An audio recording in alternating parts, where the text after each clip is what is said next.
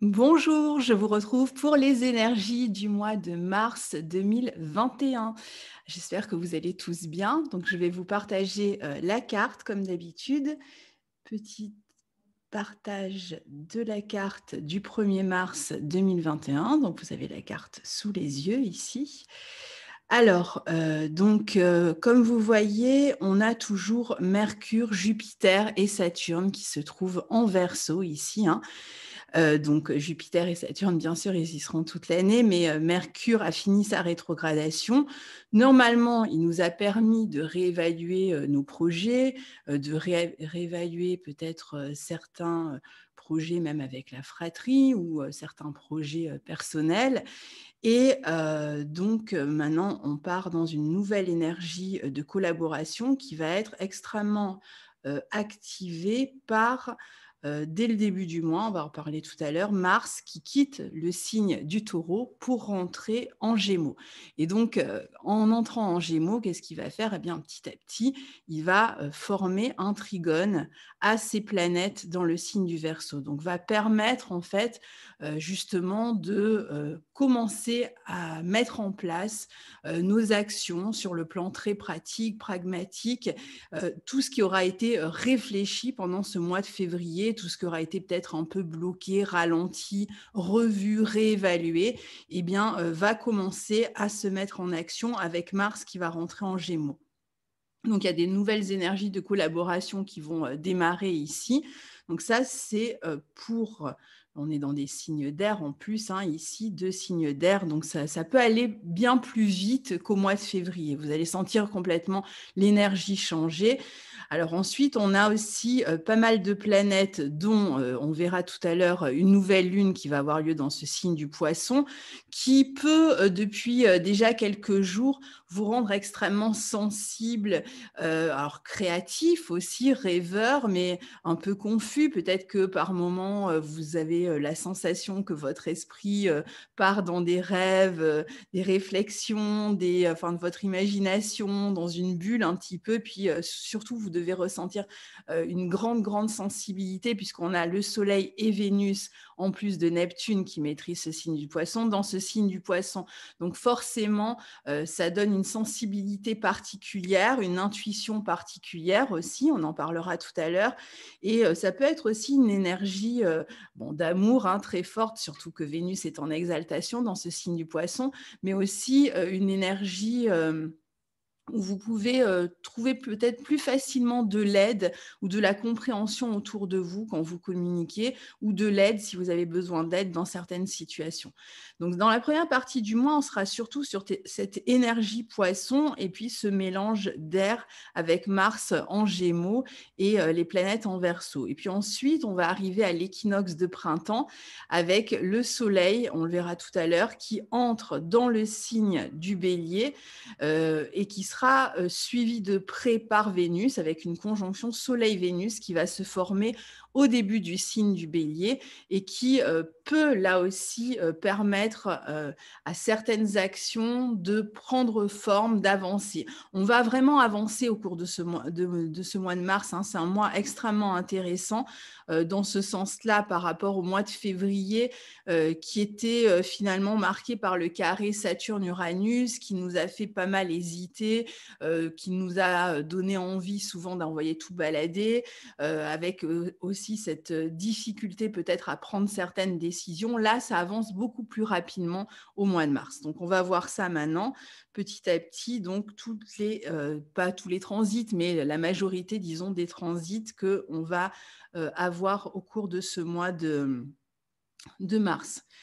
Alors, donc, on va commencer avec le 3 mars, on a un sextile entre Vénus et Vénus en Poisson et Uranus en Taureau, qui va être un bon aspect pour communiquer, pour la sociabilité, pour les relations amicales, amoureuses, pour trouver de l'aide autour de soi, concrète, hein, peut-être auprès d'amis, de voisins, etc. Il y a des relations qui sont extrêmement stimulantes.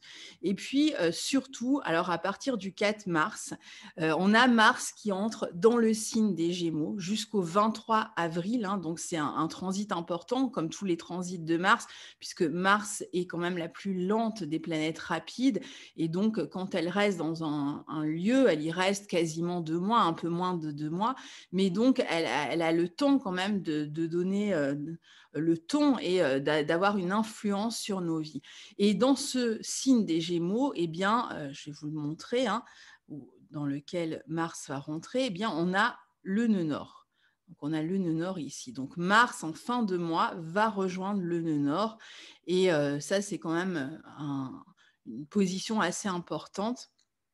Alors, euh, il va former un trigone, comme je vous disais tout à l'heure, à toutes les planètes Verseau, Saturne, puis Jupiter. Et au cours de son transit dans le signe des Gémeaux, puisque le signe des Gémeaux est maîtrisé par Mercure, il sera maîtrisé par Mercure. Donc, on va regarder évidemment aussi ce qui se passe du côté de Mercure pendant ce temps-là, puisque c'est Mercure qui reçoit chez lui ce signe, cette planète Mars. Donc, il sera maîtrisé par Mercure au moment où il rentre dans le signe des Gémeaux. Mercure qui, à ce moment-là, va, le 5 mars, hein, le lendemain, va former un trigone, une conjonction exacte à Jupiter dans le signe du Verseau. Donc, au moment où Mars rentre dans le signe du Gémeaux, on a Mercure et Jupiter qui sont en conjonction pour la dernière fois. Donc, il est tout à fait possible qu'on reçoive des nouvelles importantes, peut-être que l'on attendait, qui pourraient arriver autour de ce début mars, donc autour du 4, 5, peut-être un petit peu avant, enfin surtout à partir du 4, et je dirais peut-être 5, 6, 7 éventuellement. Donc, en début de mois, on peut avoir de nouveaux contrats, des bonnes nouvelles en tout cas. C'est une période qui va être bonne pour le commerce, pour les activités intellectuelles, pour les formations, que vous donniez une formation, que vous dispensiez une formation, que vous choisissiez d'en donner une ou que vous en receviez une, hein, que vous inscriviez à une formation, ce sera une bonne période. Il y a beaucoup de stimulation dans les écrits, les démarches. Vous allez vous sentir beaucoup plus optimiste à partir de là, plus confiant. Vous devriez aussi avoir une vision un peu plus claire de l'avenir par rapport au mois de février où c'était un peu confus. Et donc tout ça devrait pouvoir s'améliorer. On voit un peu plus clairement ce qu'on va faire et puis on retrouve l'énergie de le faire, de collaborer. Et il y a cette stimulation aussi extrêmement forte sur le plan intellectuel avec ce Mars en Gémeaux. Il peut y avoir du mouvement qui reprend en tous les sens du terme. Et puis comme je vous le disais, c'est aussi une bonne énergie pour tout mettre en place, pour tout le sens pratique, mettre en place certaines actions pour l'avenir et puis pour éventuellement prévoir aussi des déplacements, des voyages, et on l'a vu, des formations. Alors, le 11 mars, on a le Soleil qui se retrouve en Poisson et qui va former une conjonction à Neptune. Donc, c'est ici, hein, le Soleil va rejoindre Neptune. Et le 13 mars, on a la nouvelle lune en Poisson dans laquelle on a donc le Soleil et la Lune, hein, comme pour toute nouvelle lune, donc une conjonction du Soleil et de la Lune, mais aussi de Neptune et de Vénus en exaltation dans ce signe des Poissons. Donc tout ça entre le 11 et le 14 mars. Rappelons que Vénus est en exaltation dans ce signe des Poissons. C'est un aspect extrêmement doux, une nouvelle lune extrêmement douce, très romantique. Si vous êtes dans une relation ou si vous rencontrez une nouvelle personne à ce moment-là, ça peut être vraiment une période très romantique, d'amour intense, absolu, destiné, spirituel. Enfin voilà, il y a vraiment cet aspect d'âme sœur. Alors je ne suis pas spécialiste des âmes sœurs, mais il y a vraiment cet aspect-là où on est en fusion quasiment avec l'autre et où on ressent des sentiments très forts, beaucoup de douceur, de relations, d'envie d'être ensemble. Alors, c'est aussi une période pour les artistes de créativité intense, de souhaits qui se réalisent. On va aussi ressentir très fortement la foi en quelque chose. Ça peut être la foi en l'avenir, hein, puisqu'on a aussi les planètes en Verseau et puis ce Mars en Gémeaux. Donc peut-être une foi en l'avenir qui revient, qui rejaillit ici extrêmement forte, en l'union. Il y a vraiment une énergie de guérison dans cette nouvelle lune. On en parlera plus particulièrement, bien sûr, quand on parlera de la nouvelle lune, mais là, c'est un aspect extrêmement important de toute façon, puisqu'on a toutes ces planètes en conjonction. Les émotions vont être au plus haut point aussi, donc la sensibilité aussi, beaucoup de spiritualité. Si vous pratiquez le yoga, la méditation, c'est une bonne période pour vous y mettre ou pour l'enseigner, pourquoi pas.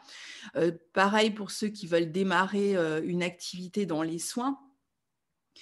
C'est une énergie extrêmement douce, je vous disais, une énergie de guérison et même une énergie de purification d'une certaine manière, mais intérieure, si vous voulez.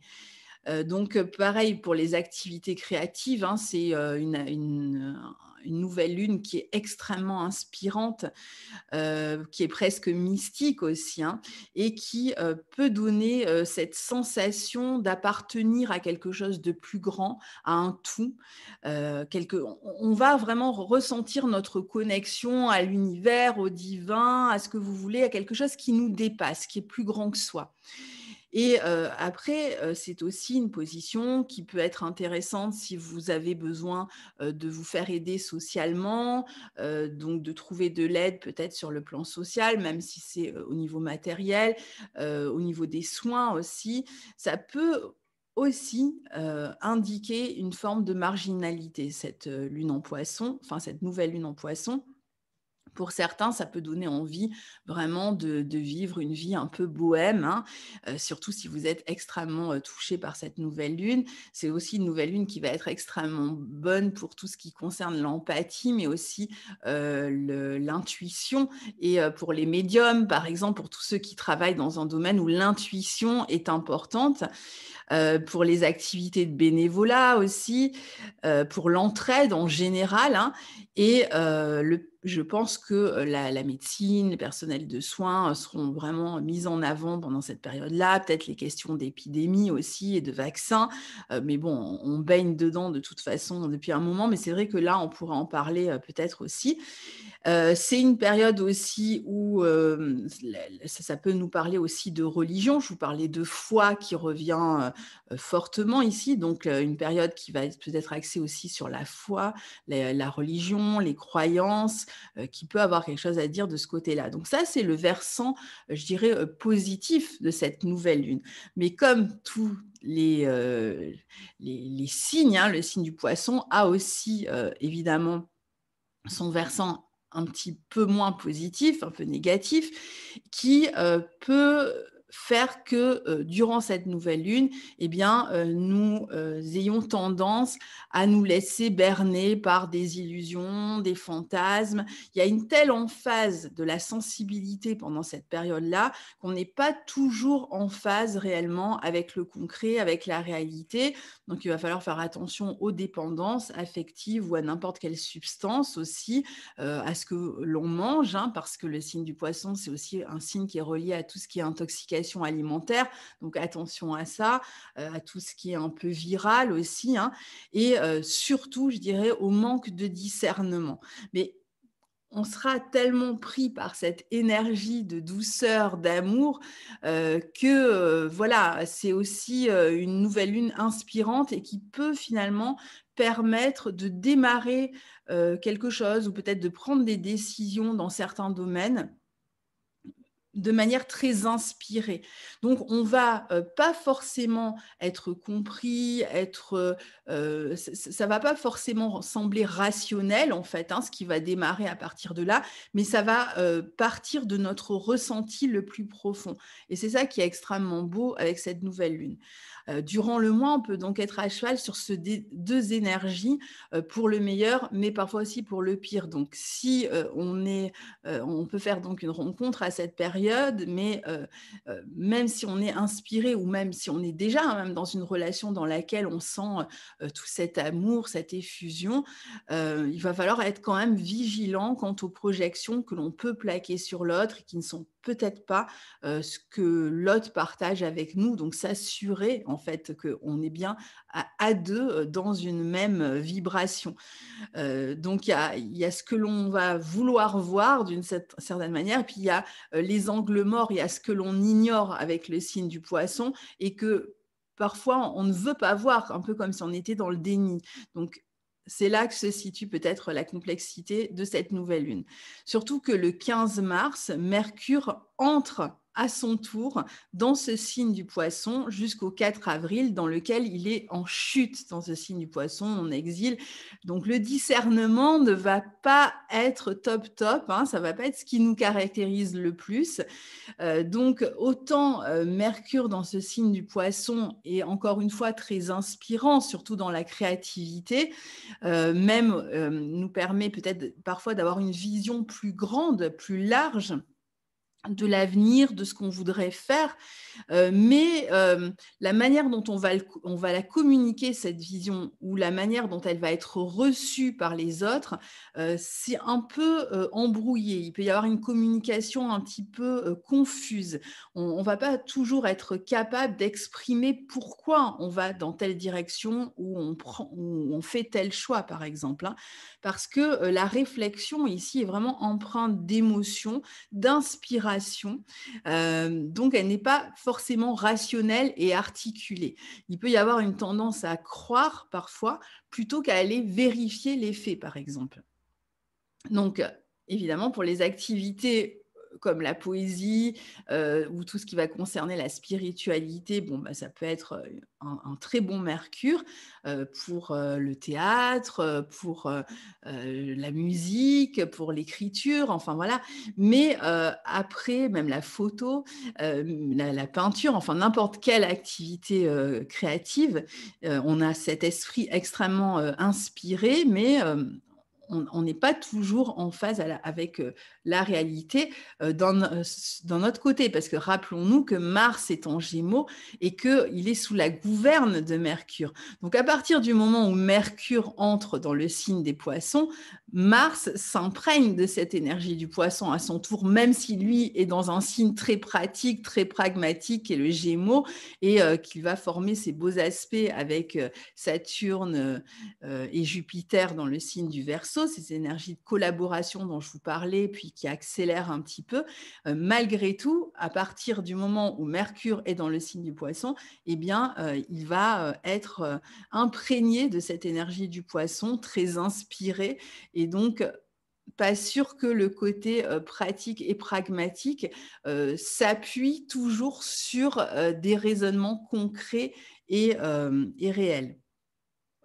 Alors, les 16 et 18 mars, le Soleil d'abord, puis Vénus, donc tous les deux en Poisson, forment un sextile à Pluton.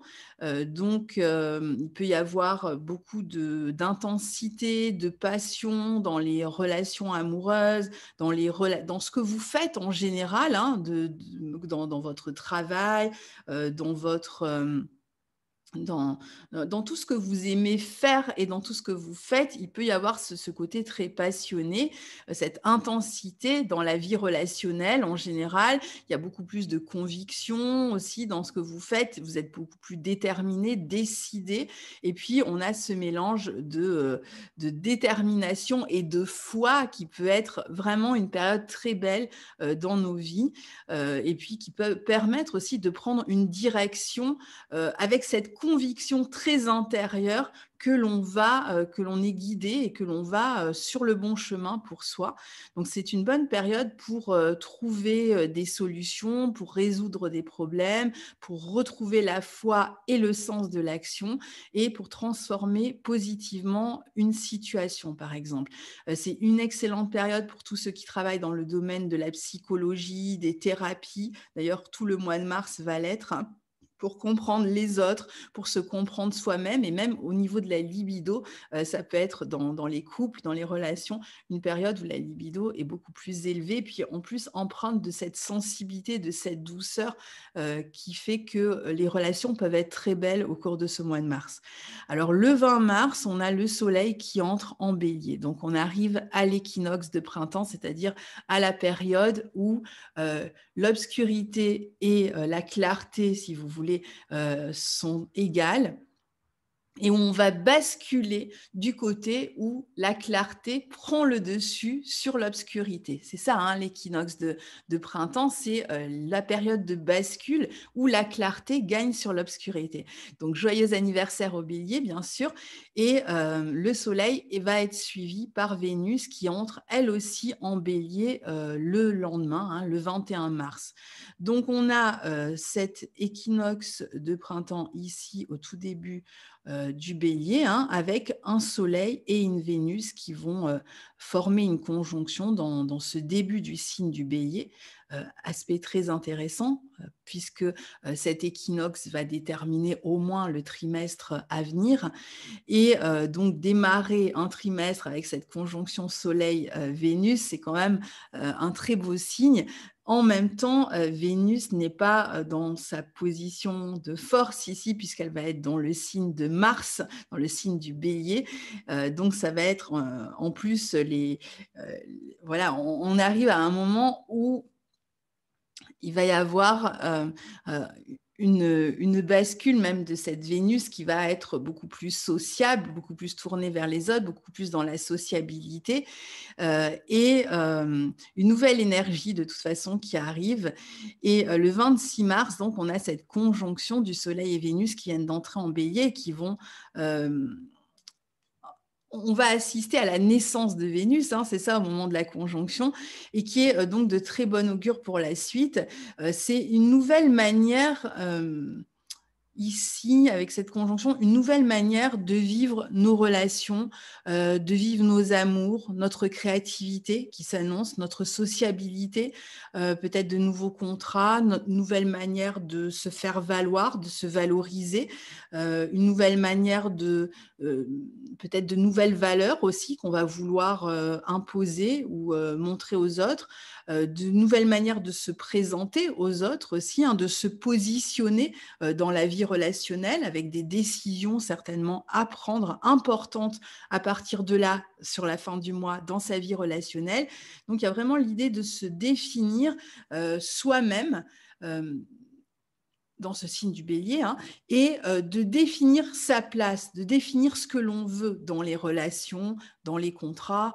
Et cette Vénus qui est quand même en exil dans ce signe du bélier, avec ce côté un peu belligérant, un peu guerrier, moins doux, hein, que si elle n'était dans un autre signe, mais en même temps plus affirmé. Donc c'est vraiment une période où on va chercher à s'affirmer dans la vie relationnelle à partir de là.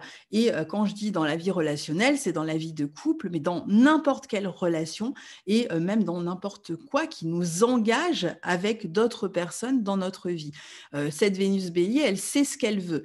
D'ailleurs, les deux planètes, le 30 et le 31 mars, formeront toutes les deux un sextile à Saturne, hein, dans le signe des Verseaux, sachant qu'elles sont en bélier, donc gouvernées par Mars, hein, qui est maître du bélier, qui lui forme un trigone à Saturne le 22 mars. Donc on voit que sur cette fin du mois, on a des décisions importantes qui concernent un projet à deux ou une relation ou un contrat, des décisions importantes qui seront prises et qui nous amènent à redéfinir nos valeurs et à nous repositionner ou à nous positionner, hein, tout simplement, dans une relation, dans notre vie relationnelle. Donc, c'est une bonne période pour collaborer tout en gardant une forme d'indépendance, une bonne période pour faire des choix relationnels ou affectifs ou contractuels importants, tout en gardant notre indépendance.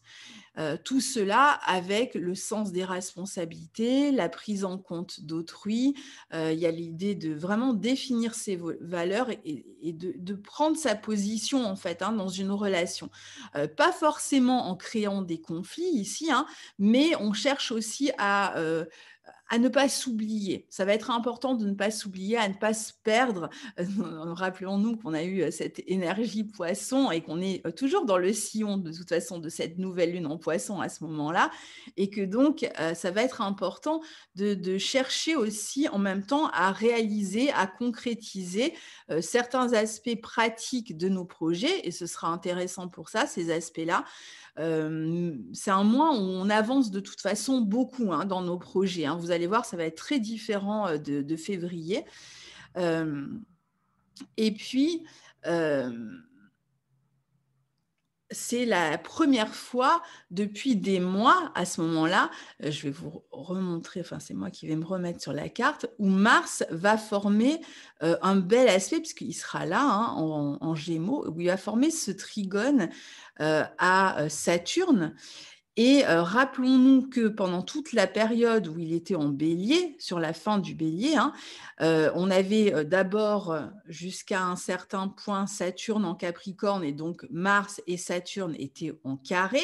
Et puis le dernier carré a eu lieu, je crois que c'était en janvier, hein, où on avait Saturne dans le signe des Verseaux au début hein, et Mars au début du Taureau. Et donc on a eu encore ce carré une dernière fois, une troisième fois entre Mars et Saturne, qui était un peu freinant, qui donnait l'impression qu'on se retrouvait obstacle après obstacle, freiné dans notre élan. Et là, absolument pas, puisqu'on est dans des énergies d'air qui vont très vite, au contraire.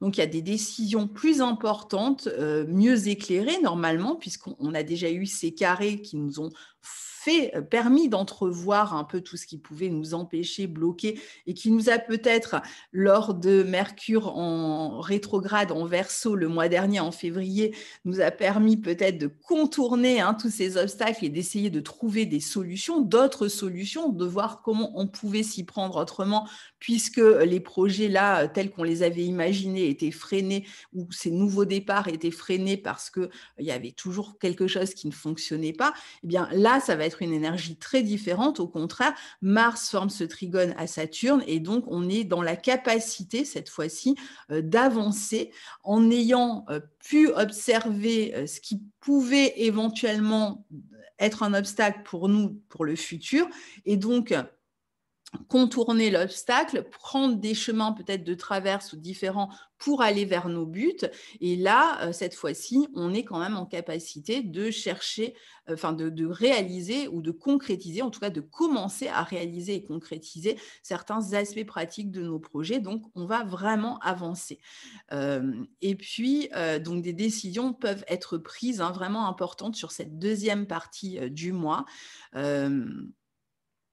Et alors, on est avec un Mars en Gémeaux, donc qui a tendance à aller vite, à prendre des décisions parfois sur des coups de tête. Donc attention quand même, surtout qu'on se rappelle que Mercure est en Poisson et qu'il est encore un peu dans une forme de nébuleuse et qu'on ne voit peut-être pas encore tout malgré tout. Hein, mais donc on avance peut-être un peu nerveusement, mais on peut prendre des décisions.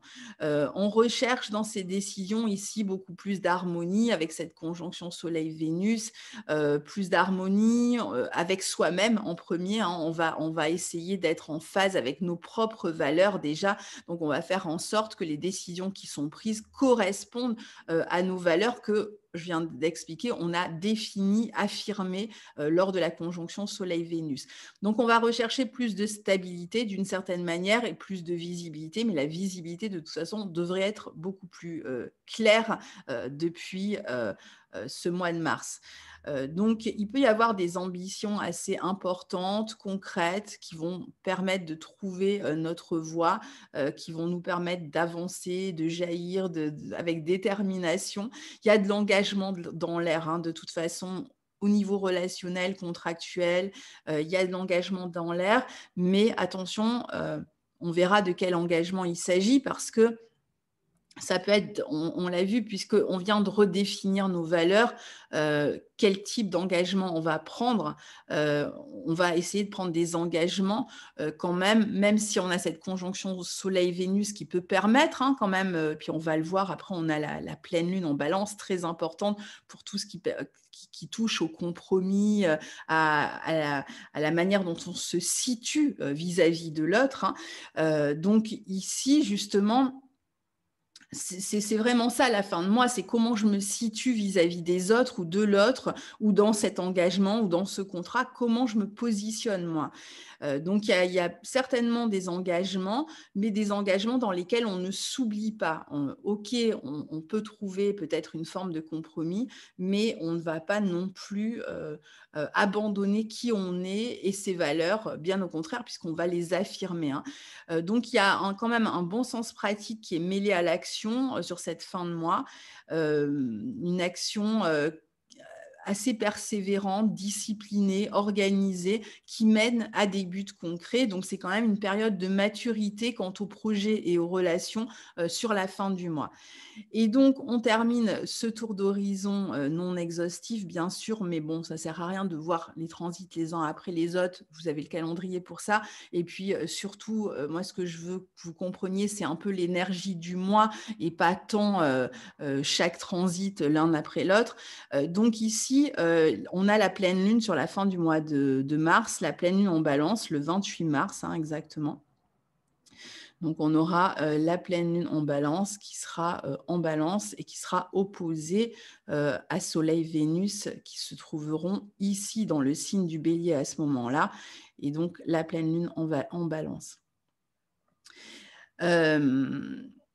Alors, pleine lune qui va donc poursuivre cette question, la question de soi et les autres, de ma place dans la relation à l'autre, de jusqu'où je me compromets, jusqu'où je fais des compromis et où s'arrêtent les compromis justement. Hein. Donc, et particulièrement dans la vie relationnelle, évidemment, puisqu'on est dans une pleine lune en balance qui a tout à voir avec notre vie sociale et relationnelle. Donc, évidemment, ça peut aussi concerner n'importe quelle action juridique, n'importe quel contrat, n'importe quel engagement vis-à-vis d'autrui, mais avec exactement la même question. Donc, ça peut représenter la décision parfois, justement, c'est pour ça que je vous disais jusqu'où en fait on va aller dans ces engagements, quel type d'engagement on va prendre. Ça peut être aussi la décision de quitter des engagements qui ne sont plus en résonance avec nos valeurs, qu'il s'agisse d'une relation, et quand je dis relation, je ne parle pas forcément amoureuse, hein, ça peut être amoureuse, mais n'importe quel type de relation. Donc, ça peut être le fait de quitter peut-être un lieu qui n'est plus en correspondance avec ce que l'on souhaite, ou une situation qui n'est plus en correspondance avec ce que l'on ressent et où on sentait que finalement on était en train de se perdre. Là, au contraire, il y a une résurgence quand même du moi et qui permet de clarifier avec qui et où on veut avancer. Donc, sur cette fin de mois, c'est vraiment la question qui va se poser, avec qui et où j'ai envie d'aller. Et est-ce que l'autre a cette volonté d'aller avec soi dans cette même direction finalement. Et sur la toute fin de mois, le 30 mars, on a Mercure qui forme une conjonction à Neptune. Donc là, évidemment, j'ai envie de mettre le petit clignotant. Déjà, Mercure en Poisson, c'est assez confus en soi. Mais alors, quand il forme une conjonction à Neptune, hein, ça va se passer ici. Bon, voilà, attention. Et n'oublions pas que Mercure, c'est la planète maîtresse des Gémeaux. Et à ce moment-là, qu'est-ce qu'on a? On a Mars en Gémeaux qui forme une conjonction au nœud nord, qui est donc maîtrisée par ce Mercure en Poisson qui sera conjoint à Neptune. Donc, autant vous dire que là, Mars conjoint au nœud nord, il y a certainement une décision, mais alors qui va nous dépasser. On va avoir envie de se jeter de l'avant dans une direction en particulier. Et puis, je pense qu'il n'y a rien qui pourra nous freiner, puisque le propre d'une conjonction au nœud nord, c'est qu'on se sent poussé dans une direction et finalement, c'est plus fort que nous. On y va en fait, hein, avec Mars et le nœud nord comme ça. Donc il y a cette envie d'aller dans une direction, de prendre une direction, de faire un choix, de passer à l'action dans un domaine. Et à côté, on a Mercure conjoint à Neptune. Donc, il y a certainement des choix importants que l'on va faire sur cette fin de mois, hein, ça rejoint tout ce qu'on vient d'expliquer, qui vont, en plus, vu que c'est une conjonction en nord, modifier, mais alors vraiment notre destinée d'une certaine manière, ou le cours de notre vie. Des choix qui vont être certes inspirés par ce Mercure en Poisson, mais qui peuvent être aussi un peu confus, c'est-à-dire que est-ce qu'on voit bien la réalité au moment où on fait ce choix?